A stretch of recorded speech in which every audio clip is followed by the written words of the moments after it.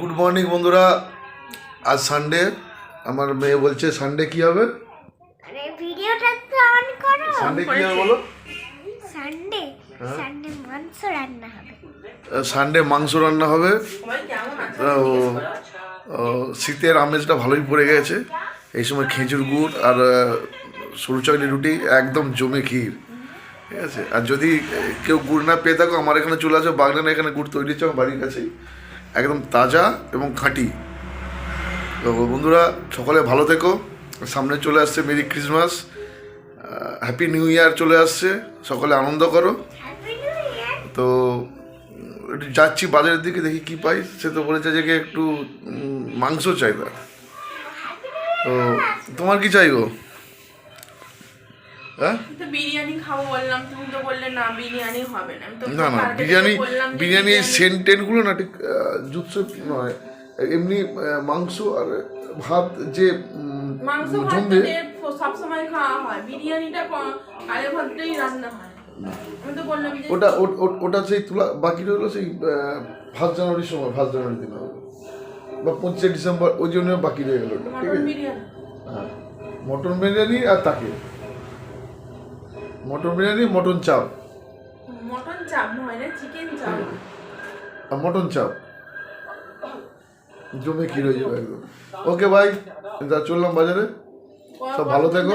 বাজারে এই আন্টিলা যাবো, ওরা বাগনান যাবো একবার। বাংলাদেশে দেশি মুরগি পাবে না? পাবে বাংলাদেশে দেশি মুরগি ওইখানের মতো হয় না, ওদের থাকে আলাদা যেগুলো। যাই হোক, এখন যাই দেখি কোথায় পাওয়া যায় দেখি। Okay bye. তো বন্ধুরা, এই যে ওপরে উঠছি এখন ব্যাগ আনতে, ঠিক আছে। কালকে বাজার করে এনেছিল, ব্যাগগুলো ওপরে রয়ে গেছে, তো নামানো হয়নি। সেই ব্যাগগুলোই আনতে যাচ্ছি। আমাকে বলে ব্যাগগুলো পেরে এনে দাও, গাড়ি বার করতে গেছে। তো এখন ব্যাগটা পেরে দিলে বাজারে যাবে।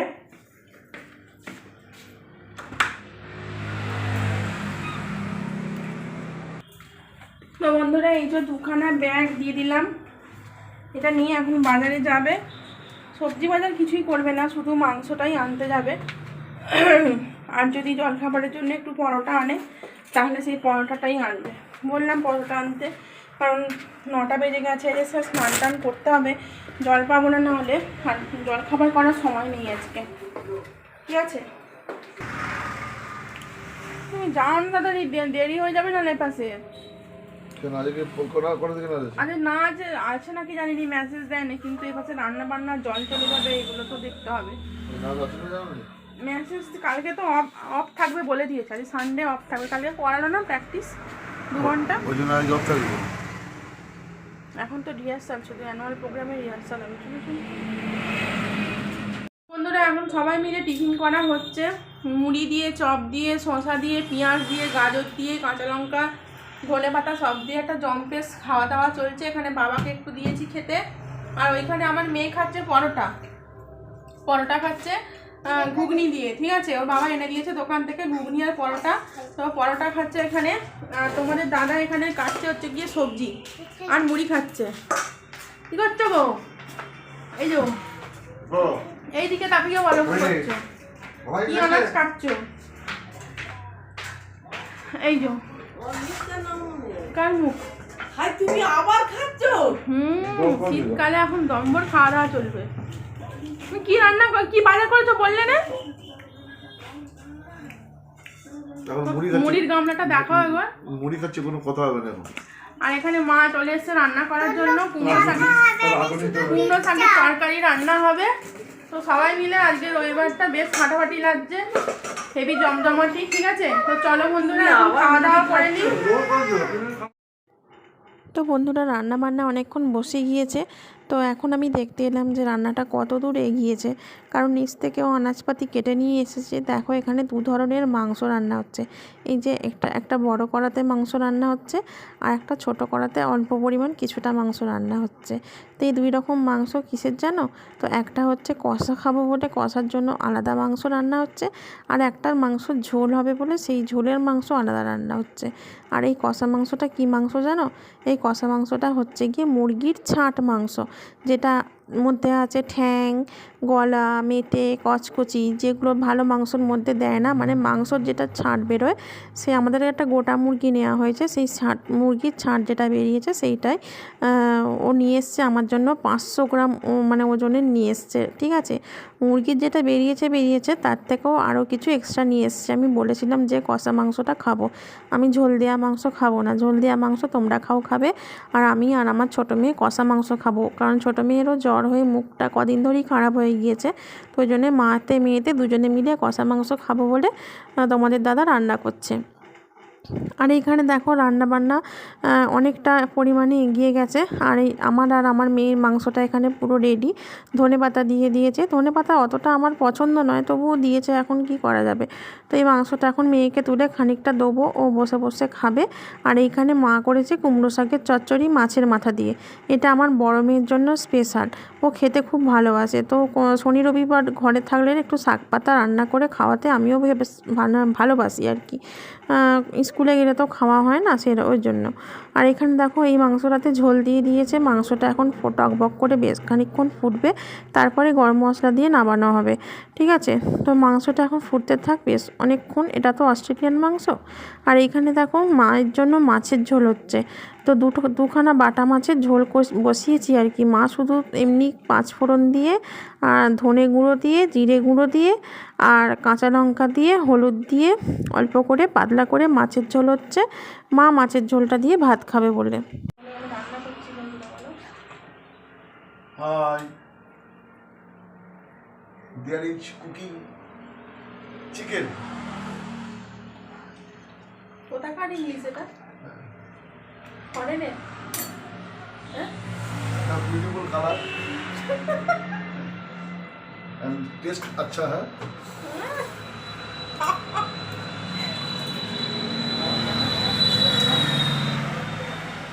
হ্যালো, হেভি স্বাদ হয়েছে?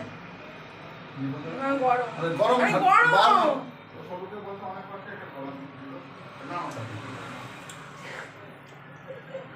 ঠিক আছে, ঠিক আছে। ये देख ला ना.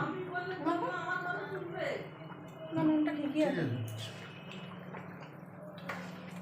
তোমার রান্না বান্না এখানে কমপ্লিট প্রায় হয়ে গেছে তো রান্না। ধনে পাতা দেবে, ধনে পাতা দিয়ে একটু চাপা দিয়ে রাখবে আর কি, এই যে ধনে পাতা।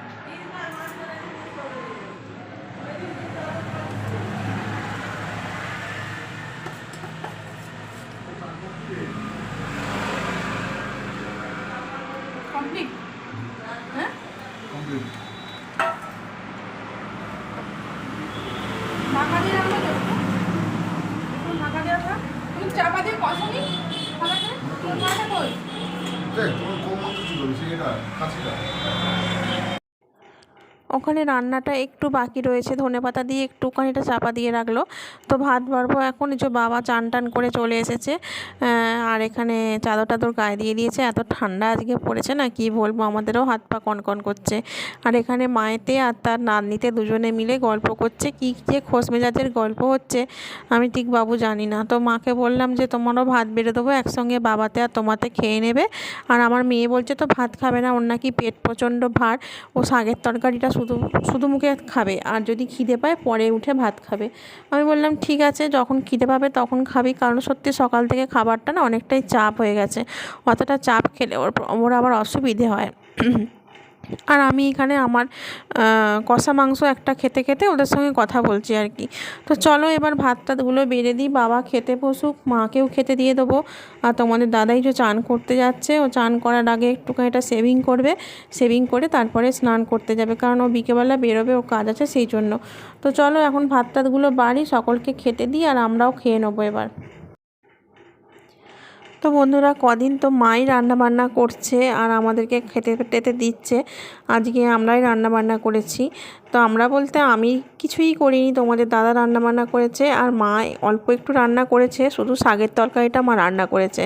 তো মাকে আমি ভাত বেড়ে দিলাম, তুমি খেয়ে নাও আগে, তুমি আর বাবা দুজনে মিলে খেয়ে নাও। আর ওপাশে আমার বড় মেয়ে শুধু চচ্চড়ি বসে বসে খাচ্ছে, আর ছোটো মেয়ে ওদের পাশে কষা মাংস খাচ্ছে। আর তোমাদের দাদা গেছে স্নান করতে, ও আসলে তারপরে আমরা ভাত খেতে বসবো, আমরা দুজনে সব শেষে খেতে বসবো। তো মাকে বাবাকে খাওয়ানো হয়ে গেলে তারপরে আমরা খাবো। তো মা তো মাংস খায় না, মাছের ঝোল দিয়ে ভাত খাচ্ছে। আর এখানে বাবা দেখো এই সবে ভাত খাওয়া আরম্ভ করেছে, আর এই শাকের তরকারিটা দিয়ে আগে ভাত খাচ্ছে।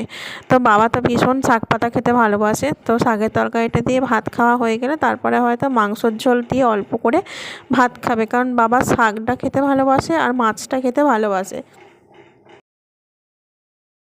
গুড ইভিনিং বন্ধুরা।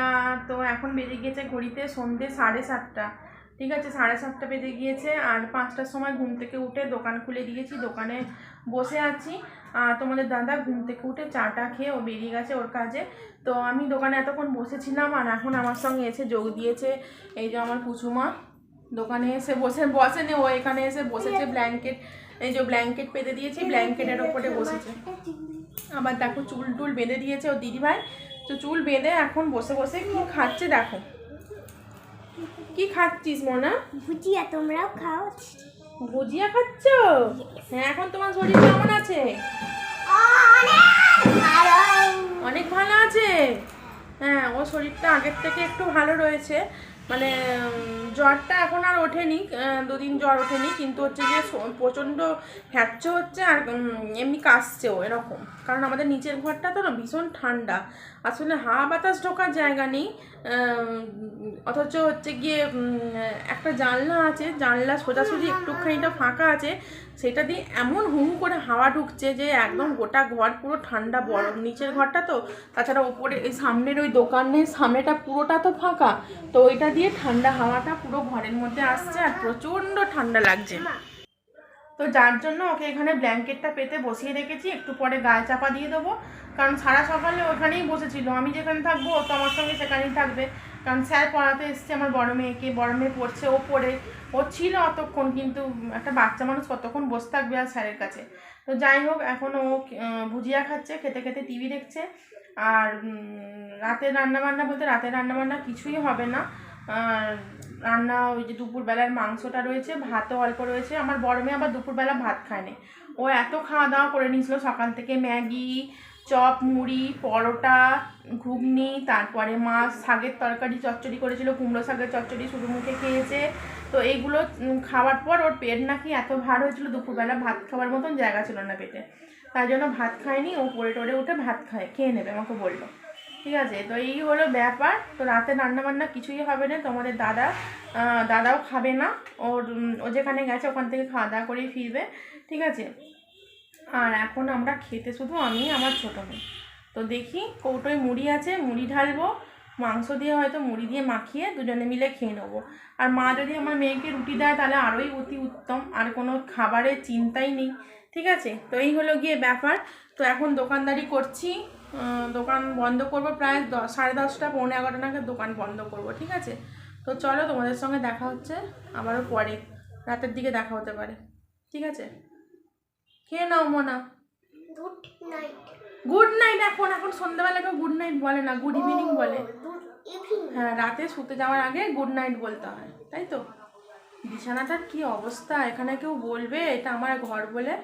কি করেছি সব সময় খেলাধুলা করে কি অবস্থা করে রেখে দিয়েছে। এটা তোমার পার্ক?